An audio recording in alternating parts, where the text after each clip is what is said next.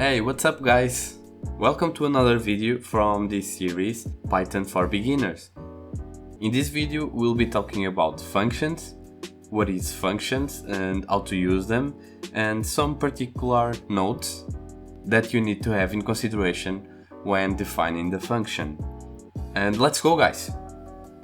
Hardware and humans taking aim on the international outpost. Okay, what are functions? A function is a block of code that performs some operations when it's called. And functions are very useful when you need to run several times the same piece of code in the same notebook or program that you are developing. And Python already has some built-in functions that make our life easier, but sometimes you need to write your own functions to do whatever you want. And here I have a link to the built-in functions, but these functions are very simple and you already saw some of them in this series, but sometimes you need to write some more specific piece of code, and let's take a look at it. Okay, to write a function you need to define it first. To do that you need to start by writing def space and then give it a name. For example, processing data, and then parentheses and colon. Then press enter, and here we'll be writing what you need. In this first scenario, let's just print a string in order to understand the basic of the functions. So print data is being processed. And here is our initial function, and then press enter and our function is defined. And then whenever you want to use it, you just need to call it by the name. To do that, let's just copy this name and then parentheses. Okay, and it runs the body of the function. So this is where you define the function, this is the name, and this is the body. Okay, so you already know that functions perform some operations for our specific needs. In this case, I will start by doing or writing a basic function that we already know, and there is a built-in function for that, which is the sum. To define our sum function, we need to write def, give it any name, for example sum, parentheses, and colon. And here you need to pass a predefined argument. In this case, you can give whatever name you want. For example, I will give it x and y, and then let's write the body of our function. We want to perform the sum between two values. X and y will be the input values. And to do that, let's just write an operation and assign it to a variable name. So our variable will be sum output, for example, and then equal to x plus y. So this is our operation sum, and then you may want to return the output from your operation. To do that, you can write return, then our variable name, and our function is defined. And whenever you want to perform a function, all you need to do is sum, then 10, 5, and it will return the sum between 10 and 5. And the idea behind these functions is that whenever you want to perform a sum in your code, in your project, all you need to do is to call your function and then perform the operation. So the main idea behind functions in Python is this one. You take a function, you define the function that you need to use several times, and then use it whenever you want or whenever you need. And you can write several things inside the function. For example, we can define min. Let's write a min of x, and then in this case we'll write several lines inside our function, just to show you that you can write wherever you want, wherever you need inside a function and use it every time.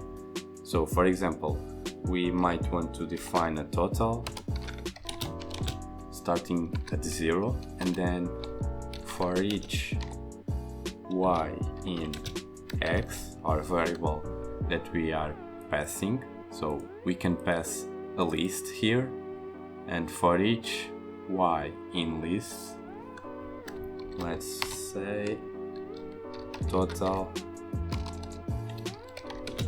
plus or equal to 1. And then let's calculate the mean. Mean equals to total for division length of x, and then return mean. And if you want, you can give it a space. The most important thing here is also indentation. So if you write this here, it won't do anything. We might have an error. Yeah. So let's define our function mean. And for example, let's say that we have a list with several ages.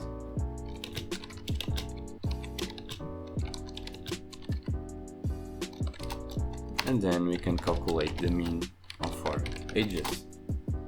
No, it's not right. Something is wrong. Alright, okay. We don't want to add 1 here. Actually, we want to add I, because for each I in x, so imagine that we have 5 elements. Well, in the first iteration, we'll add 18, and then for the second iteration, add 25 to total, and like that until the end. So, and that's it. And now we can have the mean.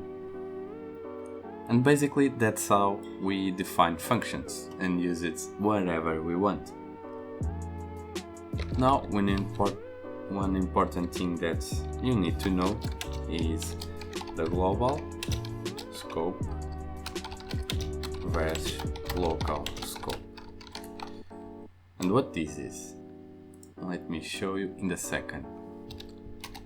So basically imagine that you have a variable like company, saying that the company is Apple, and then you write a function def new company and say that company equals to Google, and then print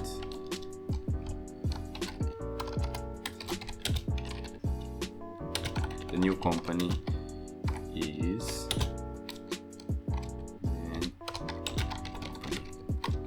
okay. And here we are. I can write this even here. So we define that our company it's Apple, and then we define a new function that tells us that company it's equal to Google. And if we run our function, we'll get Google, right? But if we want to run our company again,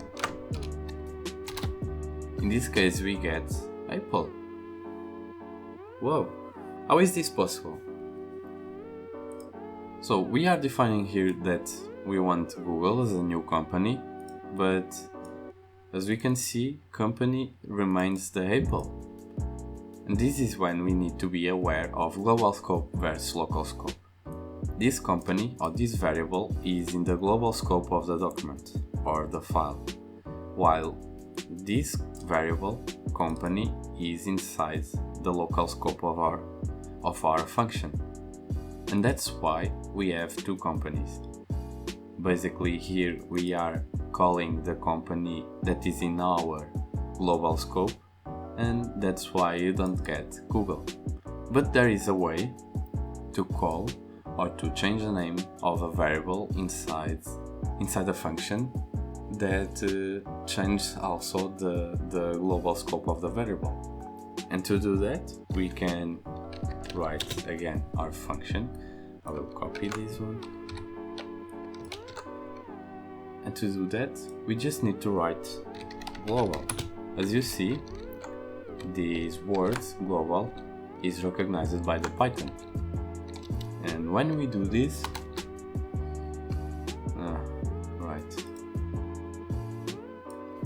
sorry, I have an error here because when I declare a variable as global, I need to write it company, like this, and only then I can reassign a new value, and now I will not have a problem.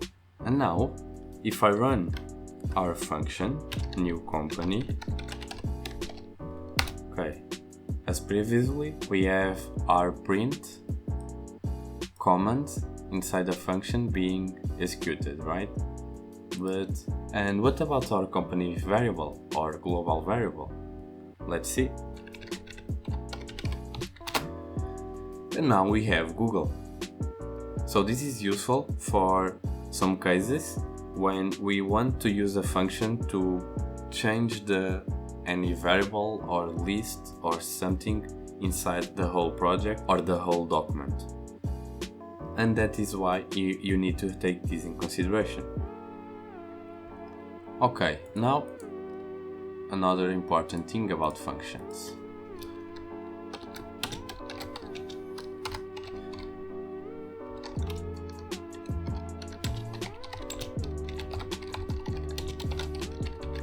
Which is functions with multiple arguments. Python allows us to pass two wildcards that represents lists or dictionaries. For lists we have, let me write here, args, and for dictionaries we have args. Sorry, this is supposed to be a markdown. So far we have been passing some elements or arguments that are only a variable or only a value, right? Now we can pass a list into our function. For example, let's talk about travels. And to pass a list, you need to write args, then colon. So imagine that you want to write or print the countries you already visit. You write for country in args, print I already travel to, and then the country. So, and this is our function that allows us to pass a list as an argument. And now all you need to do is to, for example, travel. Let's use our function and say Portugal, Greece, UK, France, and USA. And then our function runs for each element in our list. In this case, because we have a loop for here. And that's how you can pass a list of arguments inside our function.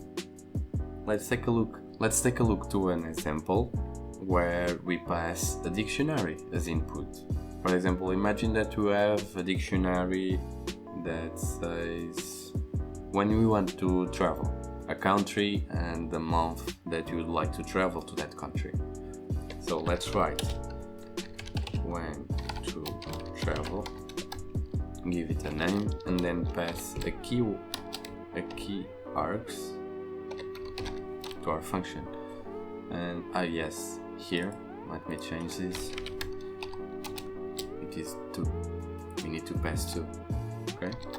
And then for key value in our dictionary, right? In key args dot items, so we need to iterate by the items inside your dictionary, colon, print. Now I would like to visit, and now let's say key, then in value.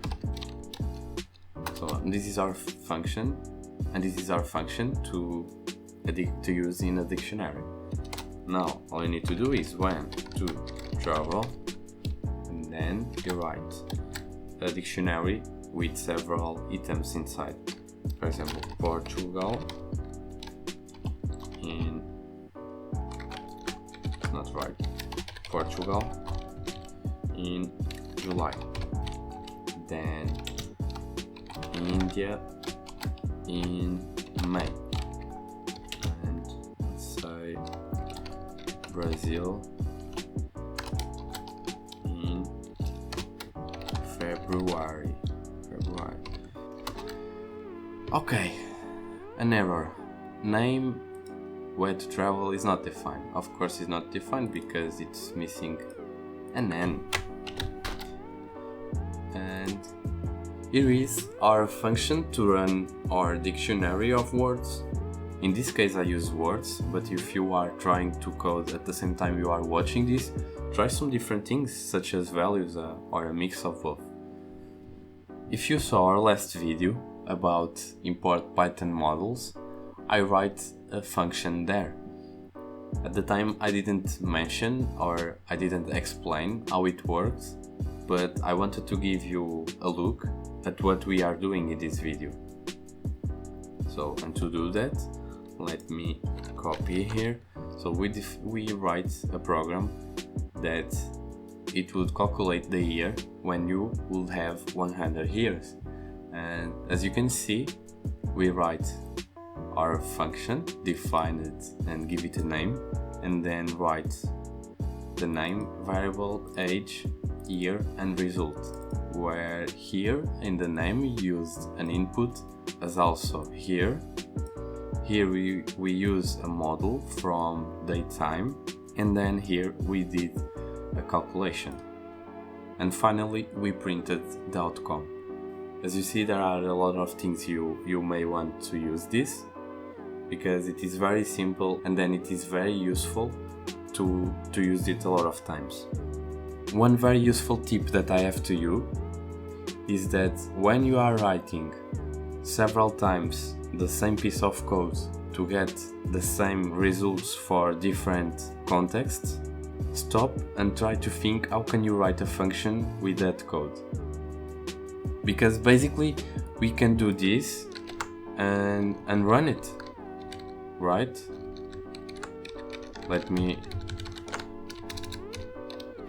We can do this and run it, and it runs. But if you are writing this or copy and paste every time this is not efficient. So, and that's why we write functions. So basically all I want to do now is to copy this, or basically the name, and then use it. Okay? Oops. I don't want to run this. So thank you a lot for watching. If you enjoyed the video, give a thumbs up, and see you in the next video about Lambda Functions. Lambda Functions are functions that only have one line of code. So I see you there.